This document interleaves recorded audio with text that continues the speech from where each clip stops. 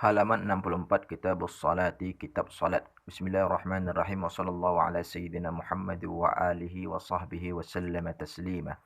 As-salatu tanqasimu awalan wa bil jumlati ila fardun wa nadabun. Secara umum salat itu terbagi kepada dua macam, yaitu salat fardu dan salat sunnah, ya. Wal qaulul muhitu bi usuli hadhihi al-ibadati binahsari bil jumlati fi arba'ati ajnasin. Pokok-pokok pembahasan ini secara umum terbagi kepada 4 bagian. Yang pertama, a'ni arba'a jumalin. Al-jumlatul ula fi ma'rifatil wujubi wa ma yata'allaqu bihi. Yang pertama yaitu kewajiban solat. Bahasan ini terbagi kepada 4 masalah pokok. Wal jumlatul tsani fi ma'rifati syurutiha tsalatsah. Yang kedua yaitu masalah syarat-syarat salat, a'ni syurutul wujubi wa syurutus sihhati wa syurutut tamawili wal kamali. Wal jumlatus tsalitsatu yaitu fi ma'rifati ma tashtamilu alaihi min af'alin aw aqwalin wa hiya al-arkan.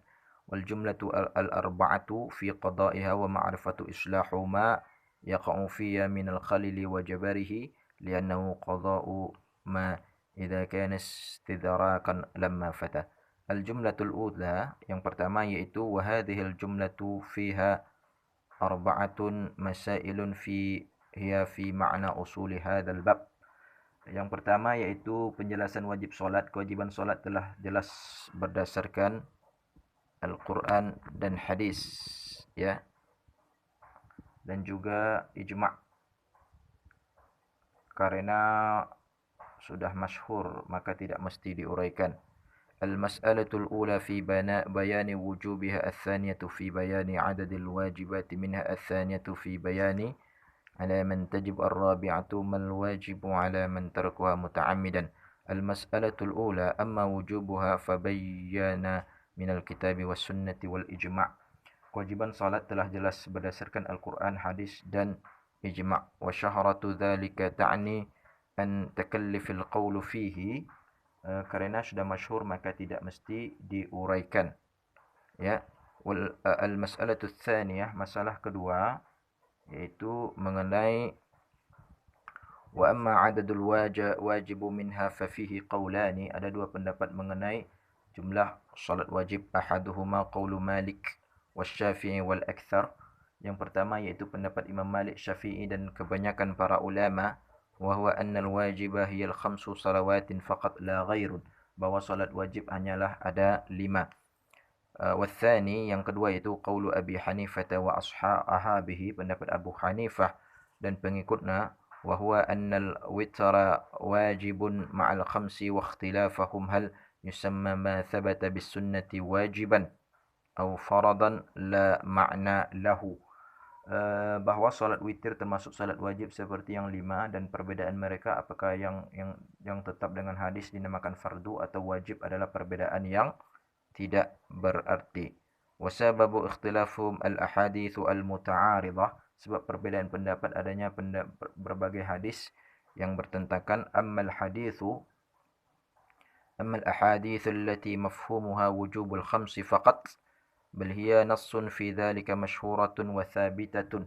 Hadis-hadis yang memberikan pemahaman bahkan secara jelas menerapkan 5 salat wajib adalah masyhur dan sahih. Wa min abinaha fi dzalika ma warada fi hadil Isra'i al-masyhur.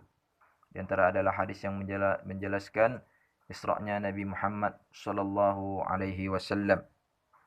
Innahu lamma balagha al-farda ila 5 qala lahu Musa, ketika kewajiban itu sampai mencapai 5 waktu, Nabi Musa berkata, irja' ila rabbika fa in amataka la tatiqu dzalika, kembalilah kepada Rabbmu karena sesungguhnya umatmu tidak akan sanggup melakukannya. Qala fasaraja'tuhu, akhirnya Nabi bersabda, akhirnya aku kembali kepadanya. Allah berfirman, faqala ta'ala hiya khamsun wa hiya khamsuna la yubaddilul qawlu ladayya. Salat itu 5 waktu yang sebanding dengan 50 waktu, ketetapan yang ada pada diriku tidak bisa dirubah lagi. Wa hadithul a'rabi al-masyhur alladhi sa'ala an-nabiy alaihi salatu wassalamu 'ala al-islami faqala lahu Demikian pula hadis seorang badui yang datang kepada Nabi untuk bertanya tentang rukun Islam, lalu beliau bersabda, khamsu salawatin fil yaumi wal lailati, iaitu solat 5 waktu dalam sehari semalam. Qala, dia berkata, hal alayya ghairuha, apakah ada kewajiban lain atasku? Qala, Nabi bersabda, la, tidak ada, illa an tatawwa'a, tidak kecuali kamu mau melakukan yang sunnah. Wa ammal hadithul lati mafhumuha wujubul witr, adapun hadis yang memiliki makna wajibnya salat witir, faminha hadithu Amr bin Shu'aib an abihi an jaddihi anna Rasulullah sallallahu alaihi wasallam qala, bahwasanya hadis Amr bin Shu'aib dari bapaknya, dari kakeknya, bahwa Rasulullah sallallahu alaihi wasallam bersabda, innallaha qad zadakum salatu wa hiya al-witru fahafidhu 'alaiha, sesungguhnya Allah telah menambahkan kewajiban salat kepada kalian, yaitu salat witir, maka jagalah. Wa hadithun Harithah bin Hudzafah, demikian pula hadis Harithah bin Hudzafah, beliau berkata, ya, qala, kharaja alaina Rasulullah sallallahu alaihi wasallam faqala inna Allah amarakum bisalatin hiya khairul lakum min humarin ni'ami wa hiya al-witru. Rasulullah datang kepada kami lalu beliau bersabda, sesungguhnya Allah telah memerintahkan kalian masuk untuk melakukan solat yang lebih baik bagi kalian daripada unta merah harta yang berharga, ia adalah solat di witir.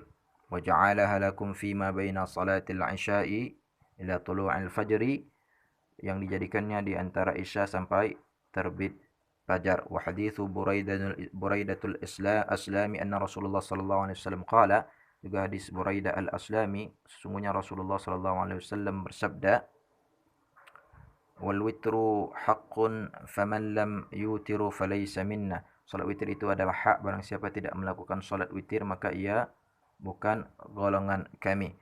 فمن رأى أن الزيادة هي نسخ ولا تقوى عنده هذه الأحاديث قوة تبلغ بها أن تكون ناسخة لتلك الأحاديث الثابتة المشهورة رجح تلك الأحاديث. Ulama yang berpandangan bahwa tambahan salat sunnah adalah dihapus, menganggap hadis-hadis ini tidak memiliki derajat untuk menghapus hadis-hadis masyhur yang membatasi kewajiban salat pada 5 waktu. Wa aidan fa innahu thabata min qouli ta'ala fi haditsil Isra', demikian pula telah jelas bahwa di antara firman Allah dalam kisah Isra, yaitu innahu la yubaddilul qawlu ladayya, ketetapanku itu tidak bisa dirubah. Wa zahiru annahu la yazadu fiha wa la yanqisu minha wa in kana huwa fin naqsani adhhar. Jumlah salat wajib tidak bisa dikurangi dan tidak bisa ditambahkan, sekalipun dikurangi lebih jelas memungkinkan, sementara khabar ini sama sekali tidak bisa dimasuki nasah penghanspan hukum. Wal khabaru laysa yadkhulun nasah.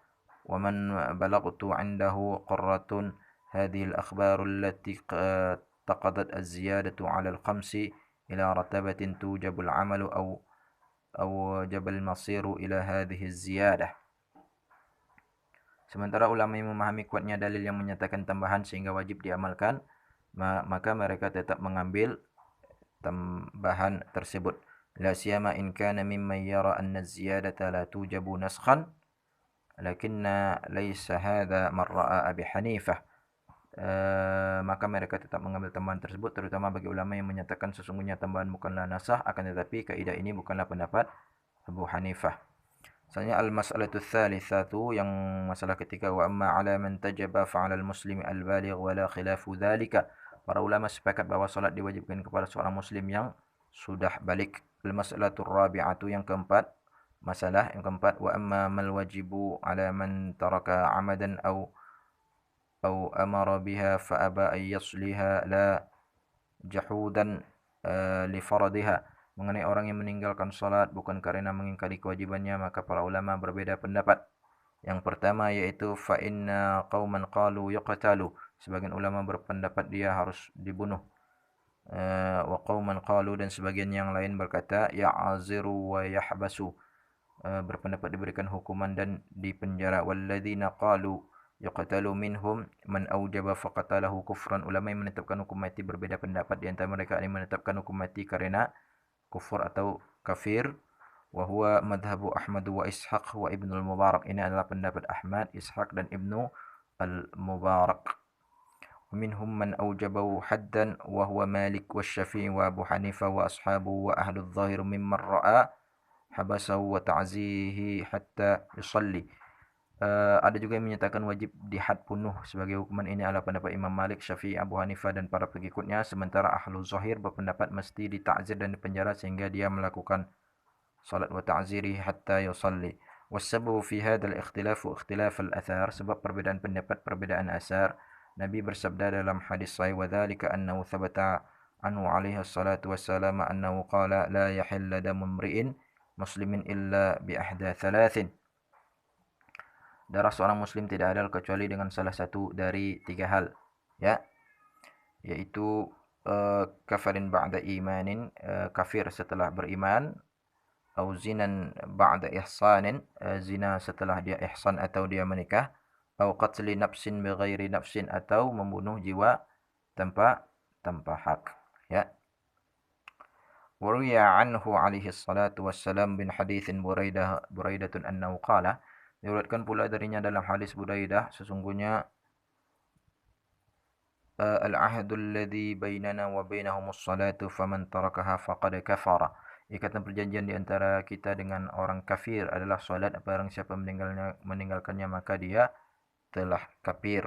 Wa haditsu Jabir an Nabi sallallahu alaihi wasallam annahu qala, hadis Jabir dari Nabi, beliau bersabda, laisa bainal 'abdi wa bainal kufri aw qala, tidaklah di antara seorang hamba dan kekufuran, atau beliau bersabda antara kemusyrikan kecuali, aw qala asyirku illa tarkus salat, kecuali meninggalkan salat, ya.